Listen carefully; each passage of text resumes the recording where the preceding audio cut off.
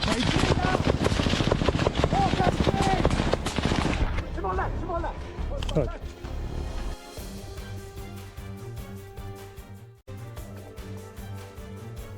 eastern front of Ukraine was a land torn apart by endless fire. Every sunrise began with the distant thunder of artillery rolling like a storm across the blackened plains. The smell of burned soil and iron filled the air, and the once green forests near Kurakov had turned into twisted skeletons of trees, scarred by shrapnel and fire. War had reshaped everything here, and the silence that followed each battle was not peace, it was anticipation. The men who survived knew that somewhere beyond the smoke, another fight was already waiting to begin. Amid this chaos, one story would rise from the ashes, the story of a lone Azov soldier who faced 10 Russian attackers and refused to fall. The Lost Shadow. Sergeant Dmytro "Hawk" Kovalenko had seen more battles than he could count. A veteran of the Azov Regiment, he had survived ambushes, artillery barrages, and urban sieges. But nothing in his long military life compared to what happened that cold morning near Kurakov. His mission was simple, a reconnaissance patrol through the edge of the forest, scouting for signs of a Russian movement. But the night had turned against him. A sudden exchange of gunfire scattered his team. Communications were cut. Dmytro was left alone, separated, injured, and deep behind enemy lines. His uniform was soaked in mud and blood. His radio had gone silent. The screen cracked and useless. The only sounds were the rustling of dead leaves and the distant caw of crows circling the battlefield. But Hawk wasn't the type to panic. He crouched low, pressed his rifle against a fallen log, and scanned the tree line through his scope. The forest was thick with smoke and mist, every shadow alive with uncertainty. Then he heard it. Faint voices in Russian. 10 men, laughing, talking, moving carelessly. They thought they were hunters. They were wrong. The hunt begins. The Russian assault team, part of a specialized detachment, had spotted movement earlier that night, a single Ukrainian soldier running through the brush. They assumed he was lost, wounded, easy prey. Their leader, Corporal Viktor Sidorov, barked orders in a harsh whisper. "Fan out! Find him and finish this quickly!" The soldiers spread across the forest floor, weapons raised, eyes sharp. But Hawk heard them before they even saw him. The faint crunch of boots in the mud, the metallic click of a safety lever, the nervous breathing of men who thought they were in control. Years of frontline experience had trained him to listen for the smallest details, and to strike before the enemy realized they were being hunted. He took a slow breath and steadied his rifle. The first Russian stepped into view, carelessly lighting a cigarette. Hawk's suppressed shot cracked softly. The man dropped instantly, his body crumpling into the leaves without a sound. The forest froze. Confusion rippled through the Russian squad. They didn't know how many shooters there were or from where the bullet came. Sidorov barked orders, but uncertainty had already taken root. Hawk was no longer a target, he was a ghost. He shifted position silently, crawling through the mud to a better angle. Another figure appeared between the trees. One more silent shot, one more man down. Panic began to spread. "Contact! Sniper! Move!" one of the Russians shouted, firing wildly into the trees. Bullets ripped through bark and soil, but Hawk was gone, already relocating, his movements deliberate and calm. Each shot he fired came from a different direction, confusing and terrifying his enemies. By the time they realized what was happening, 2 more were dead. The turning point. Sidorov, furious and rattled, regrouped his remaining men. "Spread wider! He's alone. He can't hold us all off." But he was wrong. Hawk wasn't fighting for glory or numbers. He was fighting to survive, and to make every bullet count. He checked his ammunition. 6 rounds left in his magazine, 1 full mag in reserve, and his sidearm ready. It would have to be enough. The Russians pushed forward, firing blindly. Their confidence was gone. Their movements were frantic, desperate. Hawk kept moving, crawling between fallen branches, his uniform blending into the wet earth. He spotted another target, a soldier crouching behind a tree, peeking out nervously. Hawk waited until the man leaned too far, then fired once. The bullet hit home. The soldier collapsed silently. 4 down, 6 to go. But then, a sudden explosion tore through the quiet. A grenade, thrown blindly by one of the Russians, detonated near Hawk's position. The blast threw him back into the mud, his ears ringing, his vision blurred. Pain seared through his left arm as shrapnel tore through his sleeve. He bit down hard, refusing to cry out. Smoke filled the air. The Russians shouted, believing they had finally killed him. But from the smoke came a single muffled gunshot and another scream. Hawk was still alive. The forest of fear.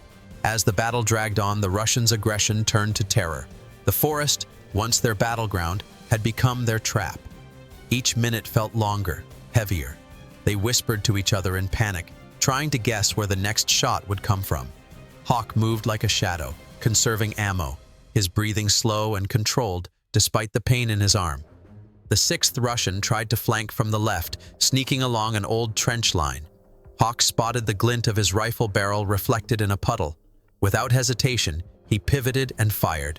The man dropped instantly, his body sliding lifelessly into the trench. By now, the Russians were broken. They fired randomly into the trees, screaming, desperate to hit something, anything. Hawk stayed silent, patient. He waited until one of them revealed himself in a moment of panic, then squeezed the trigger again. 7 down. But his situation was getting critical. His rifle was nearly empty. His body was bleeding, fatigue creeping in like a slow poison. He switched to his pistol, a sidearm that had saved his life more than once. "Come on," he muttered under his breath. "Let's finish this." The final assault. The remaining 3 Russians regrouped near the center of the clearing, their fear visible in their shaking hands. They spoke in short, frantic bursts over their radios, but no response came. Their communication was dead. Their reinforcements would never arrive. The forest was silent, except for the wind and the distant rumble of artillery somewhere far away. Then, from the smoke, Hawk moved. Silent, precise. The first Russian saw a flicker of motion and raised his weapon. Too late. 2 shots from Hawk's pistol struck him square in the chest. The man dropped instantly. The others opened fire wildly, the muzzle flashes lighting up their terrified faces. Hawk ducked, rolled behind a burned tree, and fired back. 1 bullet catching another Russian through the throat, 2 left. The final minutes were chaos. The sound of boots crashing through the mud, branches snapping and gunfire echoing through the forest. Hawk's heart pounded in his ears. He was running on instinct now. The last Russian tried to rush him from the side, screaming as he fired. Hawk dove behind a fallen trunk, returned fire, and the man fell forward, lifeless. Only one remained, Corporal Sidorov. His weapon jammed with mud, his breath coming in ragged gasps, his confidence gone. "You think you can kill us all, Azov dog?" he shouted into the emptiness. His voice cracked, trembling between rage and fear. Hawk stepped out from behind the tree, his pistol raised. His face was streaked with blood and ash, his eyes cold but steady. "It's not about killing," he said quietly. "It's about surviving." A single shot echoed through the forest. Sidorov fell backward into the dirt, lifeless. The forest went silent again. Aftermath. When the dust settled, Hawk stood alone among the fallen. 10 Russian soldiers lay scattered across the forest floor, their weapons silent, their mission failed. Smoke drifted through the trees, and the first rays of sunlight began to pierce the mist. The battle was over. Hawk dropped to one knee, breathing hard. His uniform was torn, soaked in blood, his weapon nearly empty. He pulled out his damaged radio and tried again to contact his unit. Static. Then, a faint voice through the crackle. "Hawk, this is Azov 3. Do you copy?" He exhaled shakily. "Copy. 10 hostiles down. Area secure. Need extraction." Minutes later, the distant hum of a Ukrainian drone filled the air. Relief washed over him. Reinforcements were on their way. He leaned back against a tree, exhausted but alive, and watched the drone circle overhead, a reminder that even in isolation, he was never truly alone. Hours later, Azov troops arrived. They found him sitting quietly among the dead, his weapon resting across his knees, his gaze distant. The men who saw the aftermath of the fight would never forget it. 10 bodies, 1 survivor.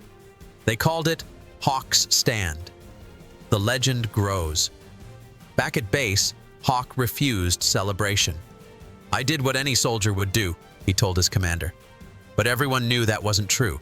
What he had done was extraordinary, a single man facing overwhelming odds and emerging victorious. His calm, disciplined defiance became a symbol across the front lines. Weeks later, intelligence confirmed that the Russian team Hawk had wiped out was part of a larger strike unit preparing to ambush an Azov supply convoy. By stopping them, he had saved dozens of his comrades from certain death. His commander nominated him for the Cross of Valor, one of Ukraine's highest military honors. But Hawk wasn't interested in medals. Instead, he requested to return to the field as an instructor. "War," he told his recruits, "isn't about how many you kill. It's about how many you keep alive." His voice was steady, but his eyes carried the weight of what he'd seen, the silent burden of survival. Young soldiers listened to him like he was more myth than man. They had all heard the story before meeting him, the lone Azov soldier who faced 10 Russians and survived. But when they saw him, calm and humble, they realized the truth. Legends are born not from boasting, but from endurance, the legacy of courage. As the war continued and the front lines shifted, Hawk's story spread far beyond his regiment. Soldiers told it around campfires, in bunkers, and through encrypted radio channels. 10 Russians attacked one Azov soldier, they'd say, and they never came back. The tale became a rallying cry, proof that one man's will could change the course of battle. Historians would later call it the Battle of Kurakov Woods. To the Azov men who fought on, it was something simpler. The day courage became flesh and blood. The forest where it happened still bears the marks of that fight: shattered trees, bullet holes, and the quiet graves of those who underestimated a single man's will to survive. Years later, when the war finally ended, Dmytro "Hawk" Kovalenko returned to that forest. The air was quiet again. The grass had grown back, hiding the scars of battle, but he could still feel it, the ghosts of that day. He stood for a moment, silent, remembering the faces of those he had fought and the brothers he had lost elsewhere. Then, without a word, he placed a small Azov insignia on the ground and walked away. Because some battles never leave you. Some victories are paid for with silence. Epilogue. The story of Hawk's last stand is now part of Ukraine's military lore, passed down not as myth, but as a reminder of what it means to fight when all hope seems lost. It is a story of willpower, precision, and defiance. A story that belongs not just to one man, but to an entire nation that refuses to surrender. And so, Delta history records this tale for generations to come. The story of Sergeant Dmytro "Hawk" Kovalenko, the lone Azov soldier who stood against 10 and survived. His courage echoes through time, written not in ink, but in blood and resolve. A testament that even one man, when armed with purpose, can shape history itself. Delta history, where courage meets eternity.